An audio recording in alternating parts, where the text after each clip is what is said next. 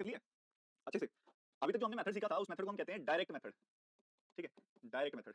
इसी direct method की जो रिप्रेजेंटेशन है ना, अगर हम उसकी रिप्रेजेंटेशन को थोड़ा सा चेंज करें, बस रिप्रेजेंटेशन चेंज करें, ठीक है, अगर हम रिप्रेजेंटेशन में थोड़ा चेंज करें तो हमें मिलता है वर्टिकल मेथड। आज हम एक बार वर्टिकल मेथड को स्टार्टिंग में बस थोड़ा सा डिस्कस करेंगे, फिर हम आगे बढ़ेंगे। वो था वर्टिकल मेथड। क्या करते हैं हम, जो डायरेक्ट मेथड होता है उसकी रिप्रेजेंटेशन को थोड़ा सा चेंज करते हैं, जैसे वो रिप्रेजेंट किया जा रहा है उसमें थोड़ा बदलाव करते हैं तो वो बन जाता है वर्टिकल मेथड। तो दोनों मेथड आने चाहिए।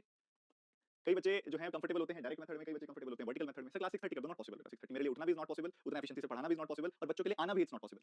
क्या होता है, एक नेचुरल ह्यूमन टेंडेंसी होती है, मुझे उस हिसाब से चलना है। अगर मेरी एफिशिएंसी गिर रही होगी तो मैं क्यों आऊंगा 6:30 बजे डेली। ठीक है, दूसरी बात, मुझे पता है, आपका भी पता है, आप उनसे बहुत ज्यादा मैच्योर 35-40 साल की उम्र के लोग हो, आप हो तो 21, 22, 25 साल के बच्चे ना, एक हफ्ते से ऊपर नहीं आ पाओगे 6:30 बजे। 6:30 बजे का मतलब 5:30 बजे रोज उठना पॉसिबल नहीं है। ठीक है, तो चुपचाप पढ़ाई कर लो। ठीक है, हाँ, वी कैन थिंक अबाउट कि हम सवा 7 बजे क्लास शुरू कर सकते हैं कि नहीं। आप में से ज्यादा बच्चों को चैलेंज आता है कि 9 बजे से ऊपर क्लास ना जाए, तो मैं ऐसा आगे प्लान कर सकता हूं कि क्लास जो है 7:15 से 9 बजे खत्म हो जाए, एक्जैक्टली 9 पीएम पे, 9 एएम पे खत्म हो जाए आपकी क्लास। 7:15 से शुरू हो जाए, 7:15 से शुरू हो जाए और 9 एएम पे खत्म हो जाए। We can try this. ठीक है, वी कैन ट्राई दिस। और इसके अलावा अब मैं अब थोड़ा स्ट्रिक्ट होने वाला हूं अगले 2-4 दिनों में, मुझे क्योंकि कुछ बच्चे दिखाई दे रहे हैं जो लाइव नहीं आ रहे हैं। मैं बच्चों, आप मुझे उतना मत मोड़ो कि मैं फिर टूट जाऊं मतलब गुस्सा आ जाए मुझे। ठीक है, क्योंकि फिर मैं नोट्स देने बंद कर दूंगा। क्लास में जो नोट्स दिए जाते हैं, हैंड रिटन नोट्स जो आपको बहुत ज्यादा पसंद आते हैं, मैं देने बंद कर दूंगा रिकॉर्डेड फॉर्म में। मैं लाइव क्लास के बीच में रैंडमली कर दूंगा और डिलीट कर दूंगा 5 मिनट के अंदर, डिलीट ही कर दूंगा, लिंक भी डीएक्टिवेट कर दूंगा। लाइव आके पढ़ो, क्योंकि मुझे पता है अब हो रहा है अरिथमेटिक शुरू और मैं तुम्हें पढ़ाने के लिए किसी भी हद तक जा सकता हूं, क्योंकि मुझे पता है ज्यादा बच्चों की विल पावर टूटती है, सुबह जल्दी उठा नहीं जाता। ठीक है, 7:30 बजे लाइव आके पढ़िए। ठीक है, लाइव आके पढ़िए, वो होने वाला है जल्दी से। ठीक है, 1 से 2 दिनों में ये स्टार्ट हो जाएगा, अगर मुझे दिखाई दिए कि आप बच्चे रेगुलरली फिर से पढ़ना चालू नहीं किए हैं तो। ठीक है, चलिए प्लीज थोड़ा टाइम कीमती है आज। ठीक है, थोड़ा जो समय है उसका तकाजा है, शुरू करते हैं। ठीक है, थोड़ा तकाजा है। लास्ट क्लास में हमने जो डिस्कस किया था वो क्वेश्चन के सॉल्यूशन ही आप सभी के सामने। अब मैं थोड़ा रिप्रेजेंटेशन में चेंजेस करना चाहता हूं, सवाल ये समझना। जब कोई वैल्यू एक शेयर, ये पिछले क्लास के क्वेश्चन है, सीधा उसी को उठा रहा हूं, आपको रिप्रेजेंटेशन समझाने की कोशिश कर रहा हूं। हमने पिछली क्लास में क्वेश्चन किया था कि एक शेयर का प्राइस 6300 रुपए है, 6300 रुपीस है, और वो 6300 रुपीस वाला जो प्राइस है वो रिड्यूस कर दिया जाए 16.66% से और फिर 14.28% से, तो रिमेनिंग वैल्यू कितनी हो जाएगी, न्यू वैल्यू कितनी हो जाएगी। तो हम इस क्वेश्चन को सॉल्व पिछली क्लास में हमने कैसे किया था कि 6300 रुपीस है। सबसे पहले हमने उसको क्या किया था, वन यहां पे हमने उसे 16.66%, 16.66% मतलब 1/6 से रिड्यूस किया था, तो 1 - 1/6 ये 5/6 हो गई थी वैल्यू। और उसके बाद फिर हमने क्या किया था, 14.28% से रिड्यूस किया था, मतलब 1/7 से रिड्यूस किया था, तो 1 - 1/7 6/7 टाइम्स हो गई थी वैल्यू। आई थिंक पिछली क्लास में आप सबने ये किया। ऐसा करने से हमें फाइनल वैल्यू मिल गई थी। अब हम क्या करने वाले हैं, जरा ध्यान से समझिएगा। अभी हम क्या करने वाले हैं, ध्यान से समझिएगा। इसको समझने के लिए आप एक बात बताओ, जो 6300 है वो है क्या, इनिशियल वैल्यू है या फाइनल वैल्यू है? इनिशियल वैल्यू है या फाइनल वैल्यू है? रिवाइज तो करके आए होगी क्लास। जो 6300 है वो इनिशियल वैल्यू है या फाइनल वैल्यू है? जल्दी बताओ, मन में बताओ। 6300 इनिशियल वैल्यू है या फाइनल वैल्यू है? Initial value. तो मैंने एक बार 6300 की जगह लिख दिया इनिशियल वैल्यू। तो हमने इनिशियल वैल्यू को 5/6 से मल्टीप्लाई किया, फिर इनिशियल वैल्यू को 6/7 से मल्टीप्लाई किया, और फिर हमें जो वैल्यू मिल गई वो फाइनल वैल्यू मिल गई। इस फाइनल को अगर मैं डिनोमिनेटर में ले आऊं, इस फाइनल को अगर मैं डिनोमिनेटर में ले आऊं तो मुझे मिलेगा इनिशियल बाय फाइनल। मतलब इनिशियल और फाइनल की मुझे एक रेशियो मिल जाए, रिलेशन मिल जाए, मैंने कहां से शुरुआत की थी और मैं कहां तक पहुंचा हूं उसके बीच में रिलेशन मिल जाए। ठीक है, तो ये 6 को तो मैं ऊपर ले गया, ये वाला 5 में नीचे ले जाऊंगा, राइट हैंड साइड लेके जाऊंगा तो नीचे वाली वैल्यू ऊपर, ऊपर वाली वैल्यू नीचे तो होगी। राइट हैंड साइड लेके जाऊंगा तो 7 ऊपर चला जाएगा, लेफ्ट हैंड साइड लेके आऊंगा तो 6 नीचे आ जाएगा। सो ये इसी रिप्रेजेंटेशन को जो हमने यहां सीखी थी, इसी रिप्रेजेंटेशन को मैंने ऐसे लिख दिया, ऐसे फॉर्म कर दिया। ठीक है, कोई लंबी चौड़ी कहानी नहीं है, बहुत सिंपल सी बात है, बहुत ही साधारण सी बात है। तो 6300 जो था, चलो जो भी था, 6300 की जगह 3500 भी हो सकता था, 6300 की जगह कुछ और भी हो सकता था, वो तो इनिशियल वैल्यू है, वो तो एग्जामिनर देगा, कुछ भी हो सकती है। एग्जामिनर हमें इनिशियल या फाइनल वैल्यू में से कुछ दे रहा है और वो कुछ भी हो सकती है, इसलिए मैंने उसको 6300 लिख के इनिशियल लिख दिया, वो जो भी होगी वैसे सब्स्टिट्यूट कर दी जाएगी। अब इनिशियल वैल्यू जो है उसको पहले 16.66% से रिड्यूस किया था, 1/6 से रिड्यूस किया था, तो 1 - 1/6 5/6 हो गई थी वैल्यू। फिर उसे 1/7 से 14.28% से रिड्यूस किया था, 1 - 1/7 6/7 हो गई थी वैल्यू। तो उससे हमारी फाइनल वैल्यू आ गई थी। मैंने इस रिप्रेजेंटेशन को थोड़ा सा मोल्ड किया। कैसे? फाइनल को नीचे ले गया, कुछ नहीं हुआ, कोई दिक्कत नहीं होनी चाहिए। फाइनल को नीचे ले गया और फाइनल को नीचे ले जाने के बाद ये 6 इधर ऊपर चला गया, ये 5 इधर नीचे आ गया, ये 7 इधर ऊपर चला गया, ये 6 नीचे आ गया। बस इसी को थोड़ा सा साफ-सुथरे अंदाज से लिखने की मेरी कोशिश रही है। ठीक है, बहुत एक सिंपल सा फॉर्म किया। अब मैं अगर आपको बताऊं कि हमारा जो वर्टिकल मेथड है वो बेसिकली हमें यही लिबर्टी देता है कि हम सीधा जंप कर सकते हैं इनिशियल और फाइनल के रिलेशन पे। वर्टिकल मेथड क्या कहता है? वर्टिकल मेथड कहता है कि बेटा सबसे पहले क्या हो रहा है, देखो सबसे पहले हो रहा है 16.66% का डिक्रीज, 16.66% का डिक्रीज। तो मैंने मन मन में सोचा, 16.66% होता है 1/6, तो 1/6 का डिक्रीज मैं कैसे लिखता हूँ रेशियो के फॉर्म में, 6 पे 1 का डिक्रीज हो जाएगी वैल्यू 5, मैंने कहा परफेक्ट। फिर वो कहता है 14.28% का डिक्रीज, 14.28% का डिक्रीज, 14.28% का डिक्रीज। मैंने मन में सोचा 14.28% मतलब 1/7, 1/7 का डिक्रीज, 1/7 का डिक्रीज मतलब 7 पे 1 का डिक्रीज यानी कि 6 हो गई वैल्यू। ठीक है जी। अब क्या किया हमने? अब हमने क्या किया, इसको और इसको आपस में मल्टीप्लाई कर दिया, इनको आपस में गुना कर दिया, मल्टीप्लाई कर दिया। क्या ये कुछ वैसा नहीं दिखाई दे रहा बेटा? 6 से 5 हो गई वैल्यू, 7 से 6 हो गई वैल्यू, 6 से 5 हो गई वैल्यू, 7 से 6 हो गई वैल्यू। अच्छा, जैसे आप इधर आपस में काट सकते हो, ऐसे ऐसे ऊपर नीचे आपस में कट कर सकते हो, वैसे ही यहाँ पे लेफ्ट और राइट को आपस में कट कर सकते हो। 6 से 6 कट हो गई वैल्यू, तो इधर से बचा 7 × 1 7, इधर से बचा 5 × 1 यानी कि 5। तो ये आपको रिलेशन पता लग गया इनिशियल और फाइनल वैल्यू के बीच का रिलेशन क्या है। ये आपके पास रिलेशन आ गया इनिशियल और फाइनल वैल्यू का, इनिशियल और फाइनल वैल्यू की रेशियो आ गई आपके पास। मैंने कहा अमेजिंग सर, बहुत बढ़िया। इनिशियल वैल्यू हमें क्या दी गई है? इनिशियल वैल्यू हमें दी गई है 6300, इनिशियल वैल्यू हमें 6300 दी गई है, तो मतलब इस 7 यूनिट की वैल्यू है 6300, इस 7 यूनिट की वैल्यू 6300, तो 1 यूनिट की वैल्यू हो गई 900, और अगर 1 यूनिट की वैल्यू 900 तो 5 यूनिट की वैल्यू 5 × 900 यानी कि 4500, 5 × 900 यानी कि 4500। समझ गए? तो ये इसका अल्टरनेट मेथड है जिसको हम बोलते हैं वर्टिकल अप्रोच या फिर वर्टिकल मेथड। ठीक है, तो बस लिखने का तरीका बदलता है इस वर्टिकल मेथड में, और हमारी समझ जो है हमको क्या होता है, थोड़ा सिंपलीफाइड, थोड़ा साफ सुथरा आउटकम मिल जाता है, बस इससे ये फर्क पड़ेगा। अब मैं आपको आपको रिवाइज कराता हूं, अच्छे से टेंशन मत लो, आप आराम से समझो। जैसे यहाँ पे 8960 वैल्यू थी, पहले उसे 6.25% से घटाया गया, फिर 40% से घटाया गया, 6.25% से घटाया गया, फिर 40% से घटाया गया, तो 6.25% मतलब 1/16, 1/16 से घटाया गया तो वैल्यू 15/16 हो गई थी। ठीक बात है, ये वैल्यू यहाँ पे क्या हो गई थी, 3/5 टाइम्स हो गई थी, क्योंकि 40% से घटाया था, 2/5 से घटाया था, तो 1 - 2/5 3/5 हो गई थी वैल्यू। अब मैंने इसको क्या कर दिया, इसको मैंने लिख दिया ऐसे इनिशियल वैल्यू। ठीक है, इसको मैंने ऐसे लिख दिया इनिशियल वैल्यू, और पहले हमने एक वैल्यू को 1/16 से घटाया तो 1 - 1/16 15/16 टाइम्स हो गई वैल्यू। फिर किसी वैल्यू को मैंने 40% से घटाया तो 40% से घटकर वैल्यू 60% हो गई, यानी कि 1 - 2/5 हो गई, and this will be your final value.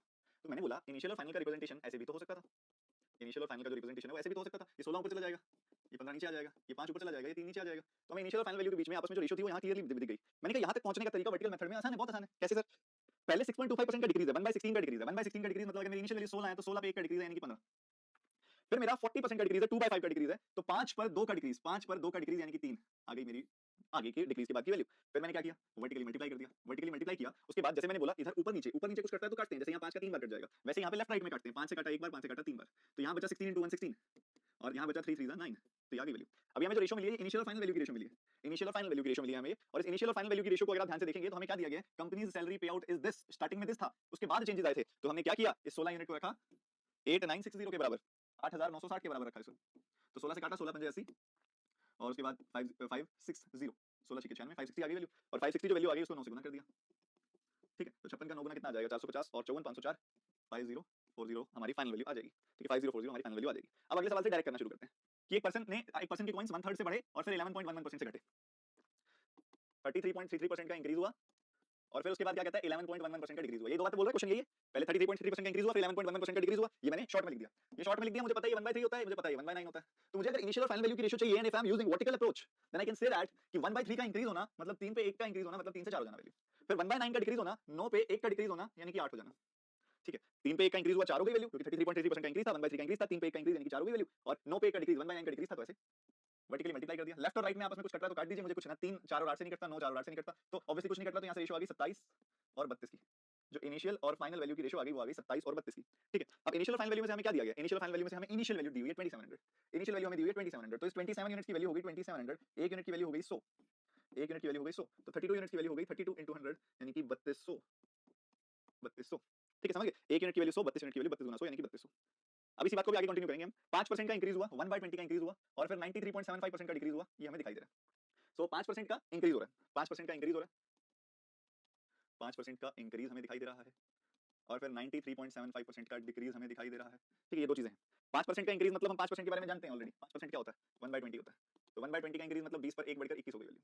93.75% क्या होता है, 93.75% क्या होता है, तो 93.75% हमारा होता है 100% - 6.25%, 1 - 1/16 यानी कि दिस इज 15/16। ठीक है, दिस इज 15/16, तो 15/16 का डिक्रीज होगा, 16 पर 1 का डिक्रीज हो जाएगा, 16 पे 15 का डिक्रीज हो जाएगा, और 1 हो जाएगी वैल्यू।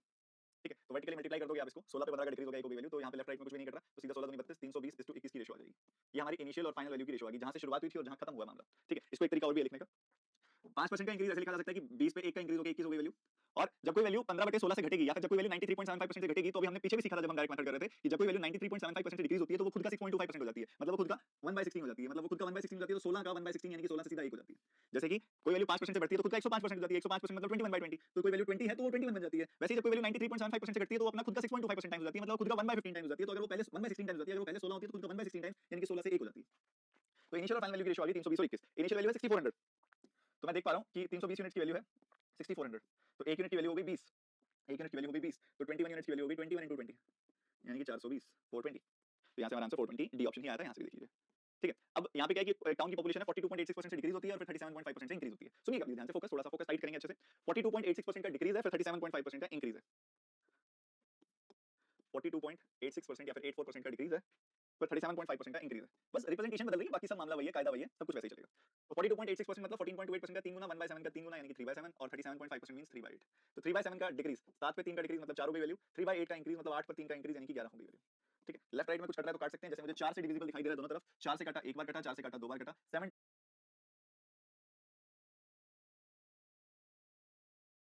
7380।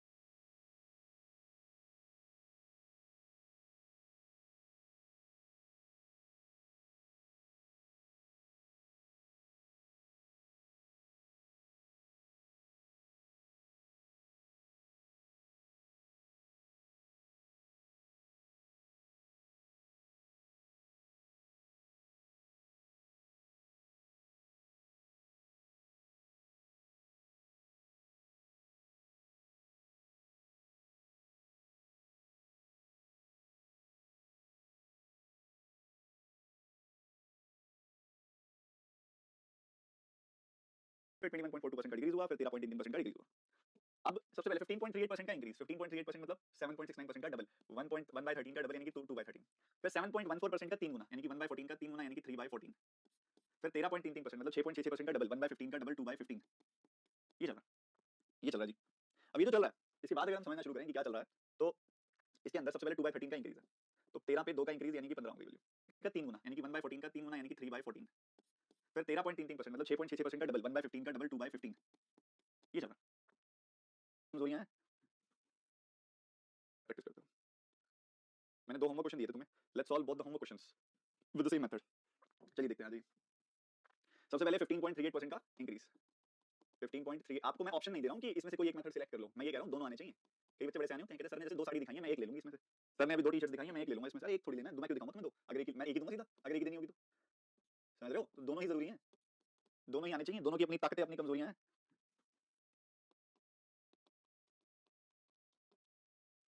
तो शुरुआत हुई 15.38% के इंक्रीज से, फिर 21.42% का डिक्रीज हुआ, फिर 13.33% का डिक्रीज हुआ। अब सबसे पहले 15.38% का इंक्रीज, 15.38% मतलब 7.69% का डबल, 1/13 का डबल यानी कि 2/13। फिर 7.14% का 3 गुना यानी कि 1/14 का 3 गुना यानी कि 3/14। फिर 13.33% मतलब 6.66% का डबल, 1/15 का डबल, 2/15 यानी कि 1/14 का 3 गुना यानी कि 3/14। 1.14% का 3/13 का डबल यानी कि 2/13। फिर 7.14% का 3 गुना यानी कि 1/14 का 3 गुना यानी कि 3/14। फिर 13.33% मतलब 6.66% का डबल, 1/15 का डबल, 2/15। ये चल रहा है, ये चल रहा है जी। अब ये तो चल रहा है, इसके बाद अगर हम समझना शुरू करें कि क्या चल रहा है, तो इसके अंदर सबसे पहले 2/13 का इंक्रीज है, तो 13 पे 2 का इंक्रीज चल रहा है, डबल, 1/15 का डबल, 2/15। ये 1/14% का 3 गुना यानी कि 1/14 का 13। सबसे पहले 15.38% का इंक्रीज, 15.38% मतलब 7.69% का डबल, 1/13 का डबल यानी कि 2/13। फिर 7.14% का 3 गुना यानी कि 1/14 का 3 गुना यानी कि 3/14। फिर 13.33% मतलब 6 यानी कि 3/14। फिर 13.33% मतलब 6.66% का डबल, 1/15 का डबल, 2/15। ये चल रहा है, ये चल रहा है जी। अब ये तो चल रहा है, इसके बाद अगर हम समझना शुरू करें कि क्या चल रहा है, तो ये चल रहा है 1 फिर 13.33% मतलब 6.66% का डबल, 1/15 का डबल, 2/15। ये चल रहा है 15 का डबल, 2/15। 13.33% मतलब 6.66% का डबल, 1/15 का डबल, 2/15। ये चल रहा है, ये चल रहा है जी। अब ये तो चल रहा है, इसके बाद अगर हम समझना शुरू करें कि क्या चल रहा है, तो इसके अंदर सबसे पहले 2/13 का इंक्रीज है, तो 13 पे 2 का इंक्रीज यानी कि 15 होगी वैल्यू। फिर 3/14 का डिक्रीज है, 3/14 का डिक्रीज मतलब 14 पे 3 का डिक्रीज यानी कि 11 होगी वैल्यू। फिर 2/15 का डिक्रीज है मतलब 15 पे 2 का डिक्रीज यानी कि 13 होगी वैल्यू। ठीक है जनाब, बहुत ही खूबसूरत, ऐसे चल रहा है।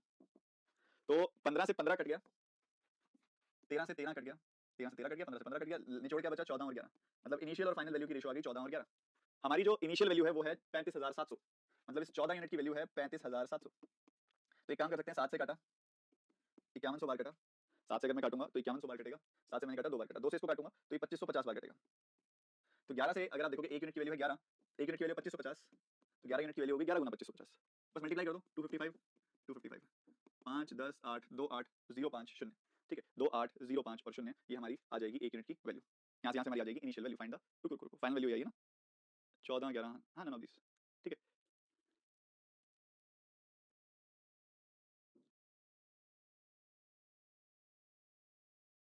आगे बढ़ते हैं अगले क्वेश्चन पे। 28050 आ जाएगा। अगला क्वेश्चन आप कोशिश करेंगे सेम मेथड से फटाफट। 86.66% जिसको नहीं पता, दैट्स 100% माइनस 13.33%। अभी 13.33% आपने पिछले पेज पे दिखाई है, तो इसका आंसर बताओ। और सेम मेथड से करना है जिस मेथड से अभी मैंने तुम्हें बताया, जिस मेथड से मैंने वर्टिकल अप्रोच हम जो प्रैक्टिस कर रहे हैं उसी मेथड से बताना है इसको।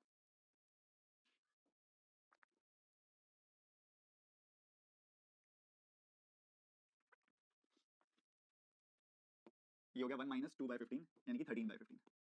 तो सबसे पहले 13/15 का इंक्रीज हो गया, 13/15 का इंक्रीज मतलब 15 पर 13 का इंक्रीज हो जाना यानी कि 15 से 28 हो गई सबसे पहले, 15 पर 13 का इंक्रीज। फिर 6.25% का डिक्रीज हो गया मतलब 1/16, 6.25% मींस 1/16, 1/16 का डिक्रीज हो गया मतलब 16 पर 1 का घटना और 15 हो जाना।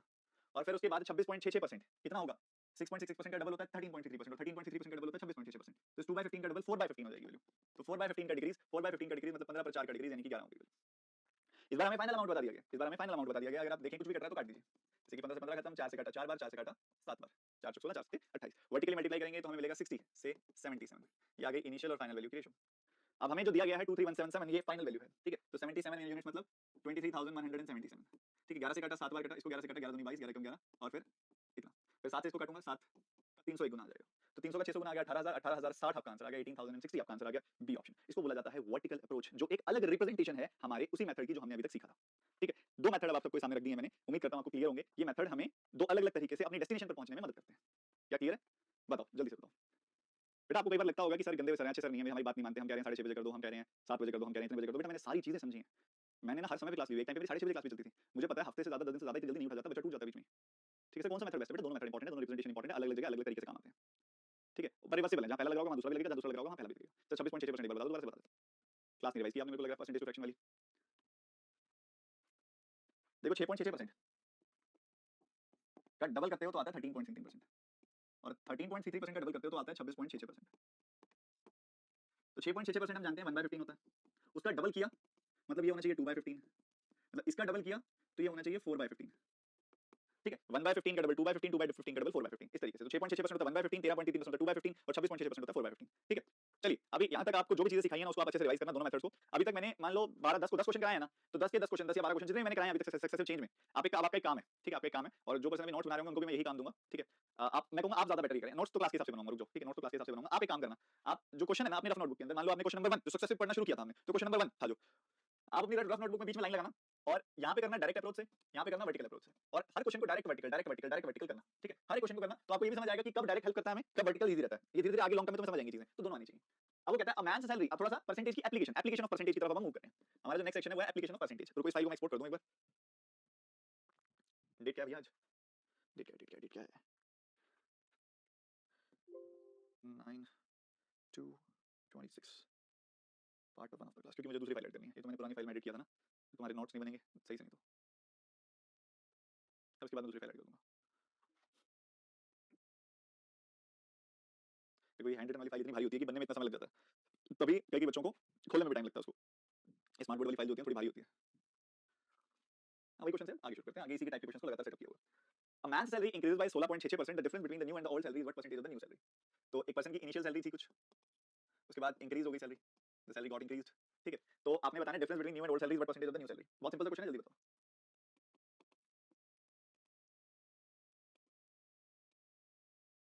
16.67%। 16.67% मींस 1/6। 1/6 का इंक्रीज मतलब 6 पर 1 का इंक्रीज, यानी कि 7 हो गई वैल्यू। ठीक है, तो ये जो 6 है ये रिप्रेजेंट कर रहा है इनिशियल वैल्यू को, तो ये 6 है ये रिप्रेजेंट कर रहा है इनिशियल वैल्यू को, और जो ये 7 है, ये जो 7 है ये 7 रिप्रेजेंट कर रहा है न्यू वैल्यू को। ठीक है, रिप्रेजेंट कर रहा है। तो अगर हमारी 6 इनिशियल वैल्यू है तो हमारी 7 होगी फाइनल वैल्यू या न्यू वैल्यू। तो हमारा क्वेश्चन है the difference between new and old salary. जो डिफरेंस है न्यू और ओल्ड सैलरी के बीच का डिफरेंस कितना है 1 का। The difference between new and old salary यानी कि 1 is what percentage of new salary is what percentage of new salary यानी कि 7। तो 1 is what percentage of 7, 1 is what percentage of this new salary, the difference between both the salaries is what percentage of the new salary। तो 1 7 का कितना percentage है? 1 7 का 14.28% होता है, जिसको अप्रोक्सीमेटली 14.29% भी हम लिख सकते हैं। ठीक है, कैसे भी चला जा सकता है, दोनों ही बातें ठीक है। सिंपल सी बात थी, इसके ऊपर ज्यादा एम्फेसिस रुकेंगे भी नहीं। एक आसान एप्लीकेशन थी, मतलब बहुत इजी क्वेश्चन था एप्लीकेशन का। School A has 20% more students than school B, the average number of students of two schools is what percentage of the students in school B. अच्छा एवरेज पता है ना आपको? एवरेज का मतलब क्या होता है? एवरेज का एक बेसिक मतलब आप सब जानते हैं। एक बार एवरेज का एक बेसिक मतलब बता देता हूं। Average means sum of observations, average means sum of observations divided by number of observations, divided by number of observations।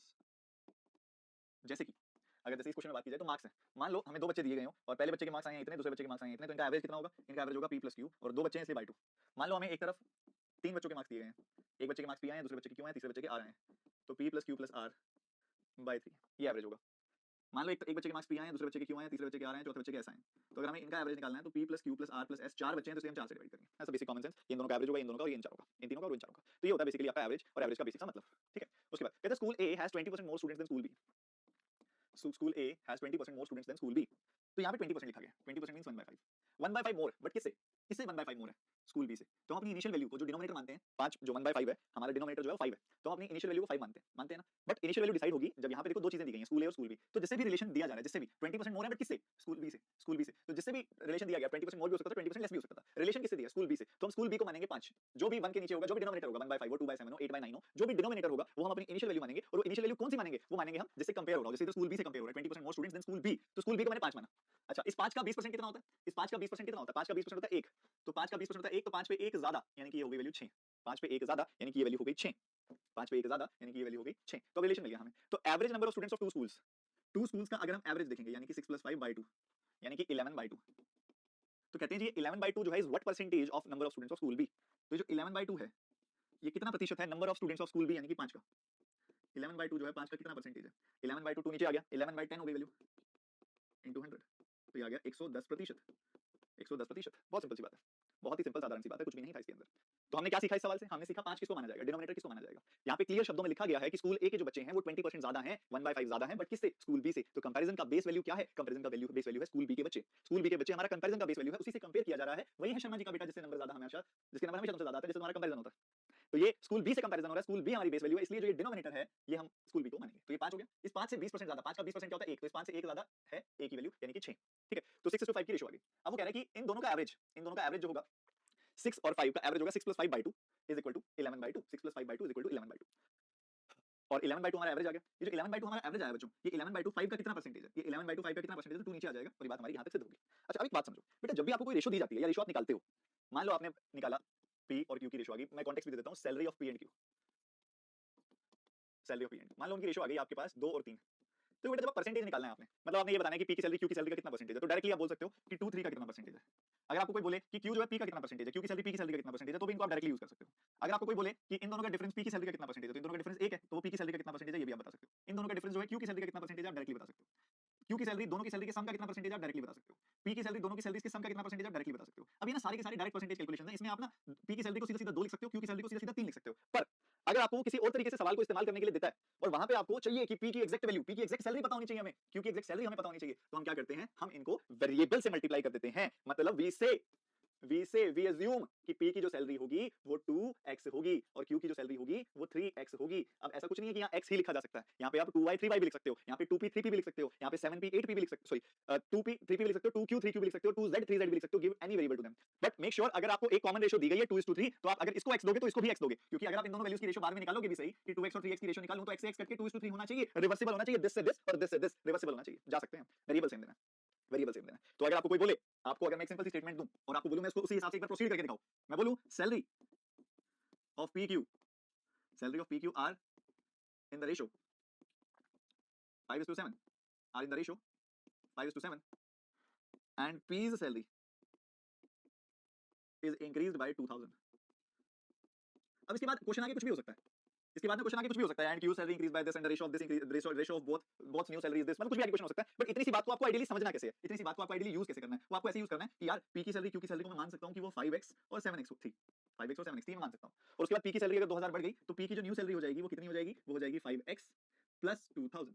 तो ये ना बेसिकली मैं वे ऑफ सॉल्विंग आपके सामने रख रहा हूं कि इस तरीके से आगे फ्यूचर में आपको प्रोसीड करना पड़ेगा। जब कोई चीज डायरेक्टली पूछ दी जाएगी जैसे कि ऐसे, तो आप डायरेक्ट सॉल्व करना, बट जरूरी थोड़ी है वो हर बार चीजों को डायरेक्टली पूछेगा, वो कुछ कुछ इंटरेस्टिंग करता जाएगा। तो जब वो कुछ कुछ इंटरेस्टिंग करता जाएगा तो हमारा भी बेसिक मोड ऑफ सॉल्विंग भी अपडेट होते रहना चाहिए कि ऐसा करेगा तो क्या करूंगा, वैसा करेगा तो क्या करूंगा। तो यहाँ मैंने आपको बताया कि अगर वो बोले पी और क्यू की सैलरी इतनी है और फिर मेंशन करें कि पी की सैलरी 2000 से बढ़ा दी गई है, तो दिमाग में ये इस तरीके से चलना चाहिए कि पी की सैलरी कोई 5 का वेरिएबल, क्यू की सैलरी 7 का वेरिएबल, कुछ भी हो सकता था, 5 या 7 भी हो सकता था, 5 भी 7 भी हो सकता था, 5 and 7 भी हो सकता था, व्हाटएवर इट कैन बी, कुछ भी हो सकता था। बेसिकली ये रिप्रेजेंट कर रहा है कि ऐसे दो नंबर जिनकी रेशो 5 7 है वो लिखने का एक तरीका है 5x 7x।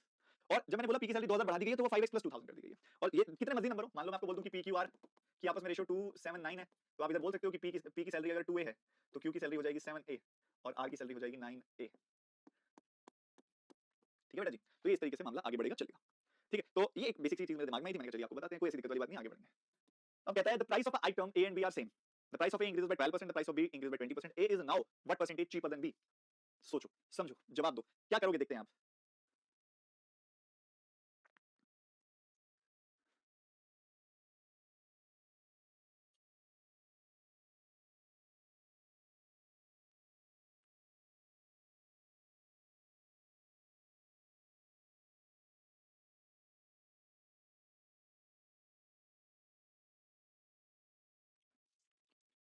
अब इसने जो हमें शुरुआत में बोला, इसको लेके मैं आपको एक छोटी सी चीज बताता हूँ।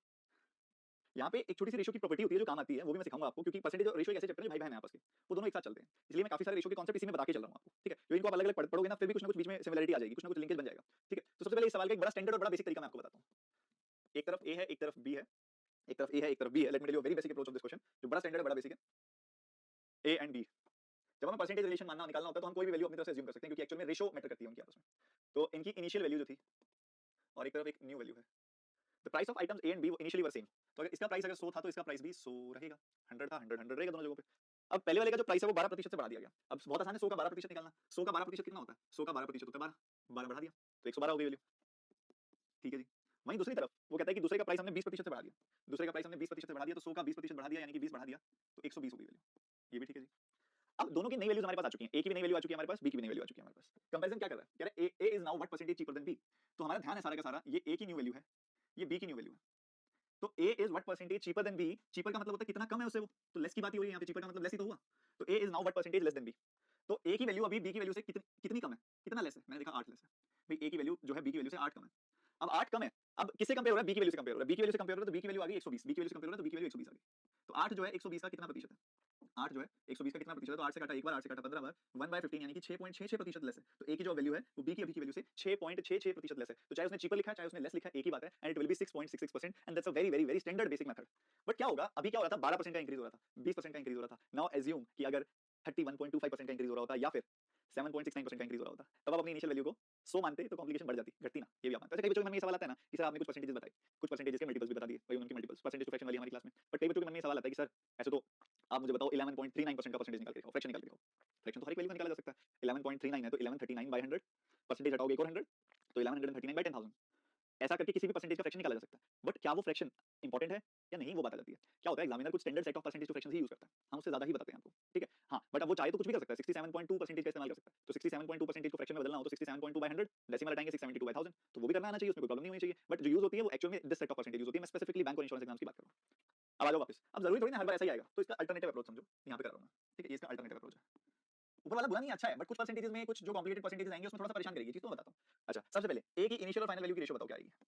ए का इंक्रीज हुआ 12% से, ए का इंक्रीज हुआ 12% से, तो 12% का फ्रैक्शन कितना होगा, 4% का 3 गुना, 4% का 3 गुना मतलब 1/25 का 3 गुना मतलब 3/25। तो अगर 3/25 से इंक्रीज हो रहा है तो इनिशियली वैल्यू 25 थी, तो 25 का 12% का 3, तो 25 पे 3 का इंक्रीज हो गया और 28 हो गई वैल्यू, ठीक है जी। वहीं दूसरी तरफ अगर आप बी को देखेंगे तो 20% का इंक्रीज हो रहा है, वहां पे 20% का इंक्रीज हो रहा है मतलब 1/5 का इंक्रीज हो रहा है, 1/5 का इंक्रीज हो रहा है मतलब 5 पर एक का इंक्रीज हो रहा है 6 हो गई वैल्यू। अभी क्या है, ये दो अलग अलग परसेंटेजेस हैं, दो अलग अलग रेशियोज हैं, अभी इनके बीच में कोई रिलेशन नहीं है, दो अलग अलग रेशियोज हैं, इनके बीच में कोई रिलेशन नहीं है। और जो रेशियो होती है ना, रेशियो, ये दोनों इंडिपेंडेंट रेशियोज हैं, क्योंकि अभी हमने दोनों के इंडिपेंडेंट रिलेशन को देखा है। हमने देखा है पहले वाली वैल्यू 12% बढ़ी थी तो उसको 25 से 28 लिख दिया, और दूसरी वाली वैल्यू 20% बढ़ी थी तो उसको 5 से 6 लिख दिया। ये एक इंडिपेंडेंट मूवमेंट किया हमने। अब ये जो इंडिपेंडेंट मूवमेंट है, अगर मुझे इस वैल्यू और इस वैल्यू के बीच में कोई चीज देखनी है, जैसे कि मैंने इन दोनों वैल्यूज के बीच में रिलेशन देखना है कि फाइनल वैल्यू न्यू वैल्यू में कितना परसेंट कम है, कितना परसेंट ज्यादा है, इसमें और इसमें कंपैरिजन करना है हमने। ये दो अलग अलग रेशियोज में अगर मुझे कंपैरिजन करना है तो कंपैरिजन करने के लिए मुझे इन दोनों के बीच में कोई ना कोई रिलेशन बनाना पड़ेगा। क्या हमें इसमें और इसमें कोई रिलेशन दिया गया, क्वेश्चन पढ़ो, पहले वाली में और दूसरे वाली रेशियो में कोई रिलेशनशिप दिया गया, कोई दो वैल्यूज आपस में किस तरीके से लिंक की हुई हो, कुछ तो कुछ दिया ही होगा। देखो देखो क्वेश्चन में देखो कि ऊपर वाली रेशियो और नीचे वाली रेशियो में कहीं कोई रिश्ता, कोई रिलेशनशिप बताया हुआ है, कुछ आपस में कंपैरिजन रिलेशन कुछ किया हुआ है। तो हाँ जी, पहली लाइन में किया हुआ है कि इनिशियल प्राइस जो था हमारी आइटम ए और बी का बराबर था। मतलब कहने की बात है कि जो नंबर यहाँ पे आना चाहिए वही नंबर यहाँ पे भी आना चाहिए बॉस, यहाँ पे दोनों जगहों पे सेम नंबर होना चाहिए, क्योंकि इनिशियल प्राइस इनिशियल वैल्यू बराबर थी। तो मैंने कहा सर सेम कर लेते हैं, क्या दिक्कत है, यहाँ 25 है यहाँ 5 है, यहाँ 25 है यहाँ 5 है, तो नीचे भी 25 कर लेते हैं, तो यहाँ 25 है तो इधर भी 25 कर लेते हैं, तो ये 25 है इधर भी 25 कर लो, दोनों बराबर हो गया। अब इसको 25 बनाने के लिए मुझे 5 से मल्टीप्लाई करना पड़ेगा। पर सॉरी गड़बड़ नहीं है क्या, मैं बताऊं ना क्या गड़बड़ है। लेकिन गड़बड़ ये हो गई कि पहले रेशो थी 5-6, मल्टीप्लाई करने से बन गई 25-6। क्या ये कायदे की बात है? नहीं, कायदे की बात नहीं है, रेशो बदल थोड़ी सकते हो आप सवाल में, रिलेशन थोड़ी ना बदल सकते हो सवाल में, गिवन डेटा को चेंज थोड़ी कर सकते हो सवाल में, जो सवाल में डेटा दिया हुआ है उसी के हिसाब से चलोगे।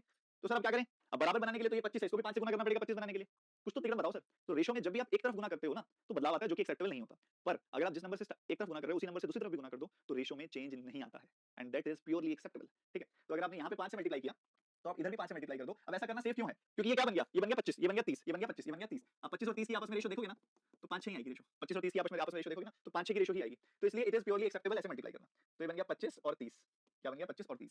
तो अब ये 25 था, ये भी 25 हो गया, ये 25 था, ये भी 25 हो गया। अब 28 और 30, 28 और 30, 28 और 30, अब हम इनके बीच में रिलेशनशिप बन चुका है, ये 25 है ये भी 25 हो चुका है। तो अब हम रिलेशन बन जाने के बाद अब इनको आपस में कंपेयर किया जा सकता है, ये 28 है ये 30 है, इनको आपस में कंपेयर करेंगे, ये इससे 2 लेस है, ठीक है। 28 जो है 30 से 2 लेस है, तो ये जो 2 है ये 30 का कितना परसेंटेज हुआ, ये 2 जो है 30 का कितना परसेंटेज हुआ, 1/15 into 100 यानी कि 6.66%, 1/15 into 100 यानी कि 6.66%। तो आप लोगों को सभी लोगों को ऊपर वाला आसान लगा होगा, and I can relate with this, कोई प्रॉब्लम नहीं है, लगेगा आसान, वो 100 मान के आसान नहीं लगता है, बट पंगा तब होता है जब 100 नहीं लगता, जब 100 नहीं लगता तब पंगा होता है। तो इसलिए ये वाला मेथड आना चाहिए सबको, ये वाला मेथड समझ में आना चाहिए सबको। एक बार इस मेथड को मैं थोड़ा खोल के एक बार यहाँ लिख भी देता हूँ। देखो ए के केस में क्या हुआ था, बी के केस में क्या हुआ था, समझना प्लीज ध्यान से। ए के केस में 12% का इंक्रीज हुआ था जिसको 3/25 बोला जाता है, तो 3/25 का इंक्रीज हुआ था तो हमने उसको 25 पे 3 का इंक्रीज करके 28 लिख दिया था। नीचे जो था वो 20% का इंक्रीज हुआ था उसको 5 पे 1 का इंक्रीज करके 6 लिख दिया था, that's initial and final value. उसके बाद इतना सब हो जाने के बाद, इतना सब हो जाने के बाद अब हमारे पास एक चैलेंज आया था कि मुझे अगर ऊपर नीचे की वैल्यूज को आपस में कुछ ना कुछ चेक करना है कि कोई परसेंटेज कितनी ज्यादा है कितनी कम है, जैसे कि मुझे इन दोनों वैल्यूज को आपस में चेक करना है कि एक वैल्यू दूसरी वैल्यू से कितना परसेंटेज ज्यादा या कम है, उसके लिए मुझे दोनों में रिलेशन एस्टैब्लिश करना पड़ेगा। रिलेशन एस्टैब्लिश करने का मतलब हमें क्वेश्चन में कुछ दिया होना चाहिए, खुद से नहीं कर सकते। तो क्वेश्चन में ये दिया हुआ है कि ये वैल्यू बराबर है आपस में, तो मैंने कहा ठीक है ये तो बहुत प्यारा रिलेशन है, चलो अगर ऐसा है तो मैं इस रिलेशन को अप्लाई कर देता हूं, मैं इस रिलेशन को अप्लाई कर देता हूं, क्या दिक्कत होगी, कोई दिक्कत नहीं होगी। तो ये 25-28 थी वैल्यू, नीचे वैल्यू 5-6 थी, तो मैंने क्या किया, नीचे जो 5 था इस 5 को दिए गए 5 से गुना कर, एक 5 से गुना कर दिया। इस 5 को अगर मैं 5 से गुना कर दूंगा तो ये 25 था, ये भी 25 बन जाएगा, बट सिर्फ एक को गुना करूंगा तो कायदे से वो ठीक नहीं है, रेशो ही चेंज हो जाएगी, तो इसको भी 5 से मल्टीप्लाई करना पड़ेगा। सो ऐसा करने के बाद जो बदलाव आया वो ये आया कि इनिशियल और फाइनल वैल्यू ए और बी की क्या बन गई, वो बन गई 25, 28, 25, 30। अब इनके बीच में आपस में रिलेशनशिप बन चुका है, रिलेशनशिप बन चुका है, तो हम यहाँ पे अब बता सकते हैं कि 28 30 से कितना परसेंट कम है। उसके लिए पहले देखेंगे 28 30 से कितना कम है, 2 कम है। कंपैरिजन 30 से हो रहा है तो जो है 2 वो 30 का कितना परसेंट हो गया, जो 2 30 का हो गया 1/15 यानी कि 6.66%। 6.66%। ठीक है, बस ये स्टेप बाय स्टेप प्रोसेस दिमाग में चलनी चाहिए। अभी इसको देख के ज्यादा एम्फेसिस मत लो, मैं आगे आपको ये सारी चीजें बहुत डिटेल में बता दूंगा जब परसेंटेज पढ़ेंगे, इसके पीछे और भी चीजें आपको समझाऊंगा, इसकी प्रॉपर आपको रूल्स एंड रेगुलेशंस भी आपके सामने क्लियर करूंगा, काफी सारी चीजें बताऊंगा, बट अभी के लिए जस्ट ट्राई टू अंडरस्टैंड कि क्या है ये।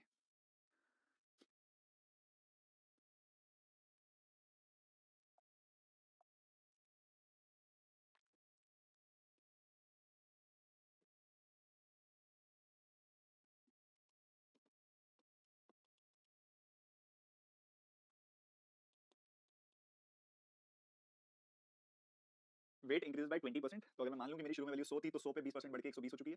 और दूसरी तरफ मैं मान लूं कि अगर वैल्यू 100 थी, क्योंकि इनिशियली बराबर है, इनिशियली सेम है दोनों वैल्यू, एक्स और वाई का जो इनिशियल वेट है वो सेम है, तो ये 100 है तो इसको भी 100 कर लें। ठीक बात। 30% बढ़ गई वैल्यू, तो 100 में 30% बढ़ गई वैल्यू तो 130 हो गई जी। हमें क्या करना है, हमें कंपैरिजन करना है। Machine Y is now what percentage heavier than X. Heavier मतलब मोर, कितना ज्यादा है, मोर की बात हो रही है यहाँ पे एक तरीके से। तो वाई कितने प्रतिशत ज्यादा है एक्स से, वाई कितने प्रतिशत ज्यादा है एक्स से। तो हमने देखा कि ये इससे 10 ज्यादा है। सबसे पहले वाई जो है एक्स से 10 ज्यादा है, तो वाई एक्स से 10 ज्यादा है, 10 ज्यादा है 120 पे, तो 100 पे कितना, तो 1/12 यानी कि 8.33%। 8.33% इसका अल्टरनेटिव वाला भी एक बार बता देते तो अच्छा होता। मैंने कहा एक बात बताओ, 20% का इंक्रीज मींस 1/5 का इंक्रीज, 1/5 का इंक्रीज मतलब 5 से 1 बढ़ के 6 हो गई वैल्यू। 30% का इंक्रीज मींस 3/10 का इंक्रीज, 3/10 का इंक्रीज मतलब 10 पे 3 बढ़ के 13 हो गई वैल्यू। अब हमें पता है कि इनिशियली जो दोनों के प्राइसेस थे, इनिशियल जो दोनों के वेट थे वो सेम थे, इनिशियल वेट जो थे दोनों के सेम थे, तो मतलब ये 5 और 10 की जगह पे सेम आना चाहिए।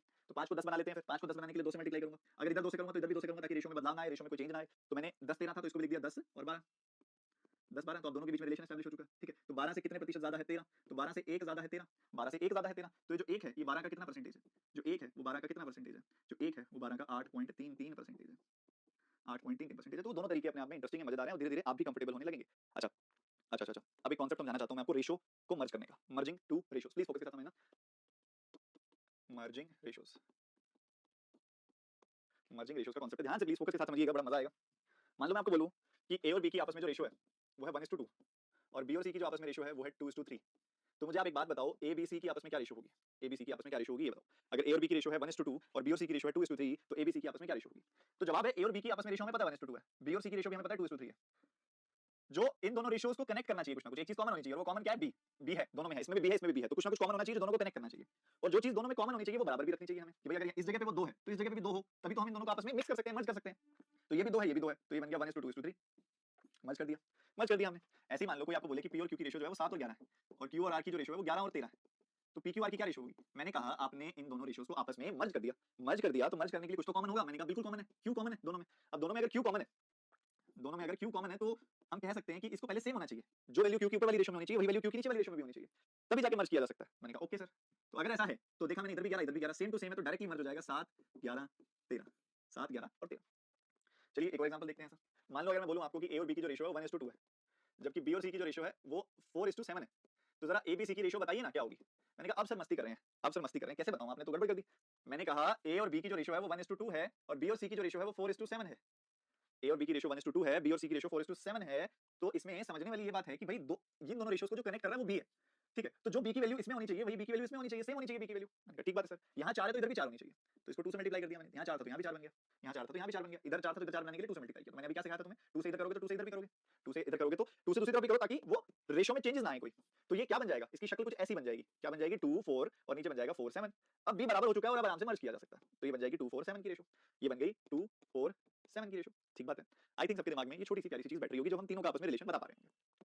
अब इसी के साथ मान लो हम एक और एग्जांपल लेते हैं इसमें, कि हमारे पास एक रेशियो है 2:3 और दूसरी तरफ जो रेशियो है वो है 9:14, ये रेशियो है। हमें मर्ज करना है और बताना है कि ए बी सी की आपस में क्या रेशियो होगी। हमने मर्ज करना है आपस में और बताना है कि ए बी सी की आपस में क्या रेशियो होगी। मुझे दिखाई दे रहा है ये 2 3 है, ये 9 14 है, तो देखो दोनों को जोड़ने वाला, दोनों को कनेक्ट करने वाला है बी, बी दोनों को जोड़ रहा है, तो बी बराबर होना चाहिए, बी बराबर होना चाहिए।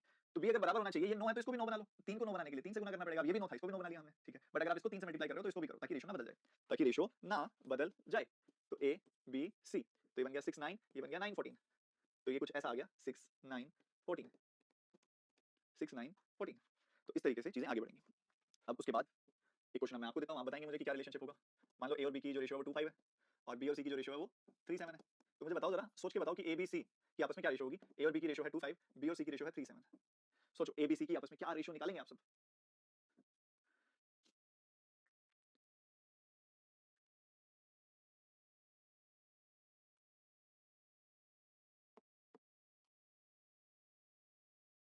देखिएगा 2 5 3 7, हमें पता है इन दोनों रेशियोज को जो कनेक्ट करने वाला थ्रेड है वो है ये, जो कनेक्ट करने की यूनिट है वो है बी, क्योंकि इसमें भी बी है इसमें भी है, कुछ ना कुछ कॉमन होगा तभी जुड़ पाएगा, नहीं तो जुड़ेगा नहीं।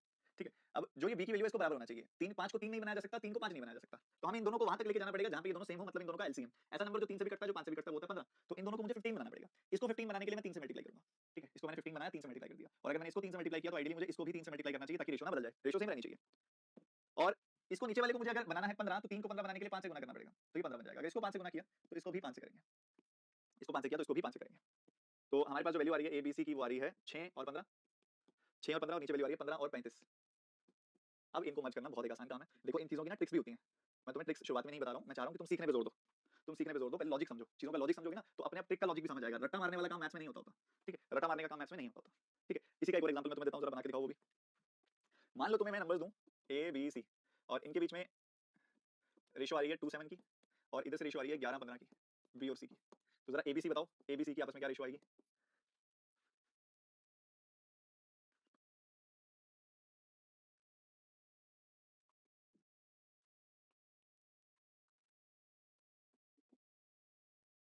देखो ए और बी है 2 7 और ये है 11 15। दोनों को जोड़ने के लिए, कनेक्ट करने के लिए क्या काम कर रहा है, क्या काम हो रहा है? दोनों को कनेक्ट करने के लिए, जोड़ देने के लिए जो काम हो रहा है वो हो रहा है बी की तरफ से। भाई बी दोनों की तरफ से कॉमन कड़ी है। ठीक है, जो बी है वो दोनों में प्रेजेंट है, तो बी एक कॉमन कड़ी है दोनों में, तो बी को बराबर बनाना पड़ेगा। 7 को 11 नहीं बनाया जा सकता, 11 को 7 नहीं बनाया जा सकता। तो 11 और 7 का एलसीएम होता है 77, तो इसको हम 77 बनाएंगे। 11 से मल्टीप्लाई किया, इसको 11 से मल्टीप्लाई किया, इसको 11 से मल्टीप्लाई किया तो 77 बन गया। अब इसको अगर 11 से किया तो इसको भी 11 से करना चाहिए ताकि रेशियो ना बदल जाए। ठीक है, अब ये 11 है, 11 को 7 से गुणा करेंगे तो ये भी 77 बन जाएगा, और अगर इसको 7 से किया है तो इसको भी करना पड़ेगा कायदे से। तो ये क्या बन गई वैल्यूज? ये वैल्यूज क्या बन गई? ये वैल्यूज बन गई 22 77, और ये बन गया 77 105 105। तो 22 77 105 ये रिलेशनशिप आ गया, ये रेशियो आ गई इन तीनों की आपस में। ठीक है जी। अब क्या होता है, अब इसके अंदर कुछ एक जो अब आती है बात ट्रिक की, और ट्रिक सीख लेनी चाहिए क्योंकि दो में तो इजी रहती है कैलकुलेशन, बट तीन में या चार में कॉम्प्लिकेटेड हो जाती है। तो इसका एक ट्रिक भी है इंपॉर्टेंट, वो भी सीख लो। अब तुम्हें लॉजिक समझ आ गया तो अब तुम ट्रिक के ऊपर भी जा सकते हो। अब ट्रिक कैसी है? दो ट्रिक्स होती है, बट मैं एक ही बताऊंगा उसमें से आपको जो एक्चुअल में यूज होती है। मान लो आपको कोई बोल दे कि एबीसी की रेशियो निकालो जिसमें से ए और बी की रेशियो 3 2 3 है और इसकी रेशियो 4 5 है, मान लो ऐसे निकालना है। या फिर कोई तुम्हें बोले कि पी क्यू आर की रेशियो बताओ जिसमें से पी और क्यू की रेशियो 2 7 है और इसकी 8 9 है। ठीक है, तो रेशियो बताओ। तो यहाँ क्या करना होता है बेटा, यहाँ पे हमें ये देखना होता है कि यार ये वाली जगह खाली है और ये वाली जगह खाली है, इन खाली जगहों को भर देते हैं। ठीक है, ये वाली जगह खाली है, ये वाली जगह खाली है, इन खाली जगहों को भर देते हैं। किससे भरेंगे? पड़ोस वाले नंबर से। इसका पड़ोसी कौन है? 4, 4 से भर दिया। इसका पड़ोसी कौन है? पड़ोसी हॉरिजॉन्टली देखना है, ठीक है? इसका पड़ोसी है 3, तो इसको 3 से भर दिया, भर दिया। फिर वर्टिकली मल्टीप्लाई कर दो, उठा के वर्टिकली मल्टीप्लाई कर दिया तो यू विल गेट 8 12 15, 8 12 15। इस ब्लैंक का पड़ोसी कौन है? 7, तो 7 लिख दिया। इस वाले ब्लैंक का पड़ोसी कौन है? 8, तो 8 लिख दिया। तो हमें यहाँ पे मिला 8 का 2 गुना 16, 7 का 8 गुना 56, 9 का 7 गुना 63। ठीक है, एक बात और इसी के एग्जांपल और करते हैं, फिर मैं तुम्हें इसका दूसरा वर्जन भी बताऊंगा। एबीसी मान लो इनकी रेशियो है 2 15 और इधर से रेशियो है 2 17। ठीक है, ये रेशियो होगी। या फिर तुम्हें रेशियो जो दी गई है वो दी गई है 9 7 एंड 11 20। अब मर्ज करना है तो क्या यहाँ पे देखोगे इसका पड़ोसी कौन है, इसका पड़ोसी कौन है? ये खाली जगह है, इसका पड़ोसी है 15, तो यहाँ 15 लिख दिया। ये खाली जगह है, इसका पड़ोसी है 2, तो यहाँ 2 लिख दिया। मल्टीप्लाई किया 2 2 4 आ गई वैल्यू, 15 2 30 आ गई वैल्यू, 15 into 17 किया तो 255 आ गई वैल्यू। ठीक है, 15 into 17 किया तो 255 आ गई वैल्यू। कैसे करते हैं 15 into 17? 16 square minus 1। ये खाली ये भी खाली, ये खाली जगह का पड़ोस में कौन बैठा है? नेबर कौन है इसका? इसका नेबर है 7। इस खाली जगह का नेबर कौन है? 11। बस वर्टिकली मल्टीप्लाई कर दिया 99 77 140, 99 77 140। ठीक है, चलो ये तुम्हें इस लॉजिक का पता लगा। अब आगे बढ़ते हुए कई बार क्या होता है कि हमें वो थोड़ा ज्यादा मेहनत करवाने के लिए कह देता है, जैसे कि क्या देता है कि ए बी डी सी और सी डी, ये 1:2 है, ये 5:7 है, ये 11:3 है। वो कहता है इनको बताओ, इनकी रेशियो मर्ज करके बताओ क्या आएगी। ठीक है, वो कहता है कि इनकी रेशियो मर्ज करके बताओ, मतलब A is to B is to C is to D बताओ क्या होगा। तो हमने देखा A is to B तो है 1:2, B is to C है 5:7, C is to D है 11:3। ठीक है, ऐसा चल रहा है, ऐसा चल रहा है। हमने देखा यार कुछ कुछ खाली जगह आइडेंटिफाई कर पा रहा हूँ मैं इसमें, कुछ कुछ खाली जगह, जैसे कि ये खाली जगह आइडेंटिफाई हो रही है। तो इन दोनों खाली जगहों का पड़ोसी है 2, तो इधर तो 2 लिख दो। इन दोनों खाली जगहों का पड़ोसी है 11, तो इधर भी 11 लिख दो, इधर भी 11 लिख दो। इसका पड़ोसी है, इसका नेबर है 7 और इसका पड़ोसी इसका नेबर है 5, तो 5 लिख दिया। ठीक है, you want me to write this again? देखो ध्यान से दोबारा देखो, इन दोनों ब्लैंक्स का पड़ोसी 2, क्यों सबसे पहले ही लेंगे, ऐसे एक तक नहीं जाएंगे। इन दोनों ब्लैंक्स का सबसे पड़ोस वाला है 2, 2 लिख दिया। इन दोनों ब्लैंक्स का पड़ोसी है 11, तो 11 लिख दिया। इसका पड़ोसी है 5, तो 5 लिख दिया। इसका पड़ोसी है 7, तो 7 लिख दिया। और वर्टिकली मल्टीप्लाई कर दिया, 11 5 55, 10 का 11 टाइम्स 110, 7 दूनी 14 का 11 गुना 154, 7 दूनी 14 का 3 गुना 42। ठीक है, तो ये ऐसे चलता है मामला, ऐसे सॉल्व होती हैं ऐसी चीजें। अगर एग्जामिनर आपको दे दे कि पी क्यू जो है वो 1:4 है, क्यू आर जो है वो 6:7 है, और आर एस जो है वो 11:20 है, तो पी क्यू आर एस का क्या रेशियो होगा? आप जरा कैलकुलेट करके बताइए ना प्लीज, बताइए ना कैलकुलेट करके फटाफट से। एक बड़ा इंपॉर्टेंट रेशियो मर्ज करने का और वर्टिकल अप्रोच का आज ये काम खत्म हुआ, और कल से प्योरली एप्लीकेशन शुरू करेंगे। ठीक है, एक वेन डायग्राम की क्लास मैंने यूट्यूब पे ली थी, वो मैं पेड पे भी डाल रहा हूं आप सभी के लिए, उसको बहुत अच्छे से देख लेना। वेन डायग्राम के बेसिक्स बताए हुए हैं उसके अंदर, एंड उसके बाद हम वेन डायग्राम के क्वेश्चंस भी डिस्कस करेंगे, परसेंटेज में वेन डायग्राम भी आता है। 1:4 6:7 11:20। ठीक है, इस तरीके से लिख दिया। ये खाली ब्लैंक खाली ब्लैंक खाली ब्लैंक खाली ब्लैंक खाली ब्लैंक खाली ब्लैंक, ठीक है। इस चार के पड़ोसी हैं, ये चार के दोनों पड़ोसी हैं, तो इन दोनों के पड़ोस में 4 आ रहा है तो यहाँ 4 लिखेंगे। इन दोनों ब्लैंक्स के पड़ोस में 11 आ रहा है तो 11 ही लिखेंगे, ठीक है। नियरेस्ट वाला लिखते हैं दोनों जगहों पे बस। इस ब्लैंक के पड़ोस में 7 आ रहा है तो 7 लिखेंगे, इस ब्लैंक के पड़ोस में 6 आ रहा है तो 6 लिखेंगे। मल्टीप्लाई करेंगे तो 66 मिलेगा, मल्टीप्लाई करेंगे तो 24 का 11 गुना 264 मिलेगा, मल्टीप्लाई करेंगे 28 का 11 गुना 308 मिलेगा, मल्टीप्लाई करेंगे 28 का 20 गुना 560 मिलेगा, ठीक है। दो दो से काट सकते हो, वो भी काट लो, ठीक है। अगर फर्दर करता है तो काट भी सकते हैं, दो दो से आगे कैंसिल आउट कर सकते हैं अगर ऑप्शन दिखाई दे रहा हो तो। चलिए जी, ये हमारा रेशियो मैच करने वाला होगा। हम ये क्वेश्चन सॉल्व करेंगे फिर छुट्टी आप सबकी। क्वेश्चन है a is 2% of b and b is 80% of c, ठीक है। तो हमने बताना है कि c is what percentage of a, तो a is 2% of b। इसके दो सॉल्यूशन बताऊंगा मैं आपको, क्योंकि मेरा मन करता है ना आपको हर तरह से सोचने को लेकर तैयार कर दूं, ठीक है। सबसे पहले a is 2% of b, 2% means 1/50, 2/100 1/50, तो b अगर 50 है तो 50 का 2% होगा 1, 50 का 2% होगा 1, तो ये हो गया a is 2% of b। उसके बाद अगली चीज हो गई b is 80% of c, 80% means 4/5, तो b is 4/5 of c, तो 5 का 4/5 हो गया 4, ठीक है। ये आ गई वैल्यू। अब बात आती है इन रेशियो को मर्ज करना, इन दोनों रेशियोज को मर्ज करना। मर्ज करके a और c में रिलेशनशिप, a b c में रिलेशनशिप बनाया जा सकता है। तो ये 150 है, ये 4 5 है। अच्छा, ऐसा नंबर जो 50 से भी कटता है 4 से भी कटता है 100 होता है, तो ऊपर नीचे 100 बना लो, वैसे कर लो, या फिर वही वाला काम कर लो कि यहाँ पड़ोस वाला नंबर 50, यहाँ पड़ोस वाला नंबर 4, वर्टिकली मल्टीप्लाई किया तो you will get 4 200 250, a b c 4 200 250, तो आप कैंसिल कर दो या फिर ऐसे रहने दो चाहे। वो पूछ रहा है c is what percentage of a, c मतलब 250 इज व्हाट परसेंटेज ऑफ 4, ठीक है, ऐसे लिखा हुआ है 250, c is what percentage of a, 250 is what percentage of 4, ठीक है। ये आपको दिया गया तो यहाँ से आपकी वैल्यू भी निकल के आ जाएगी, ठीक है। यहाँ से आपकी वैल्यू जो है वो निकल के आ जाने वाली है।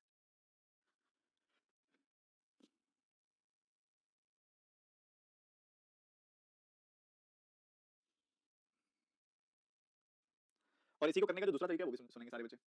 ये कहता है a is 2% of b, a is 2% of b, या फिर हम इसको कह सकते हैं a is b by 50, 2% means 1 by 50, 2% means 1 by 50। और दूसरी तरफ लिखा हुआ है कि b is 80% of c, b is 80% of c। तो मैंने क्या किया यहाँ पे, यहाँ से मैं देख सकता हूँ एक छोटी सी चीज कि b जो है वो 50a के बराबर है, b जो है 50a के बराबर है। मुझे a और c में रिलेशनशिप निकालना है तो मैं b की जगह पे लिख दूंगा 50a।